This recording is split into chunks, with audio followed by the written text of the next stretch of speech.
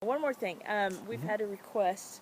If you can give us some tips and tricks, do's and don'ts for recreational divers when they dive on heritage sites, or any kind of underwater Okay. something or other.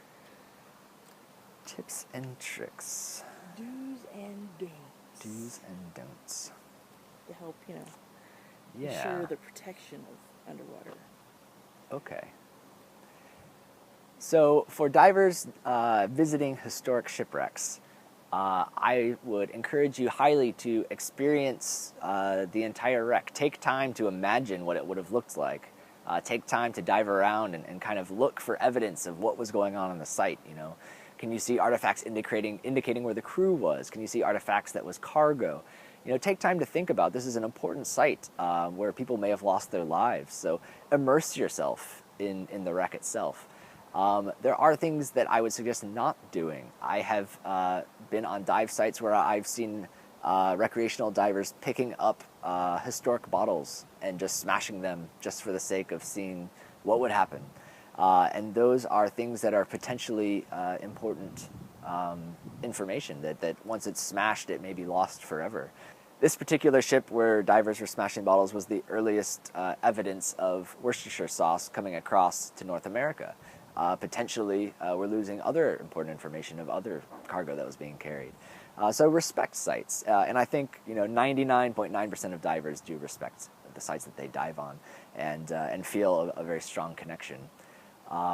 So that's my advice to divers: is immerse yourself in the site, feel the historic importance. I mean, that's how I got into archaeology and wreck diving. Was I wanted to experience what it was like to visit these kind of ghostly ships sitting on the seafloor. And just be respectful and recognize that out of respect for the people who may have lost their lives and the divers that will come in the future, to leave artifacts where they are. Thank you. And that applies to underwater other things, like harbors and underwater cities. No, screw harbors. No, yeah, applies to, yes, yeah.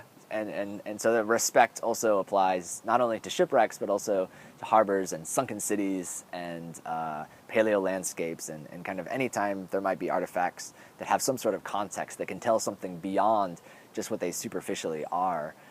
It's best to leave them so that context can be recorded properly.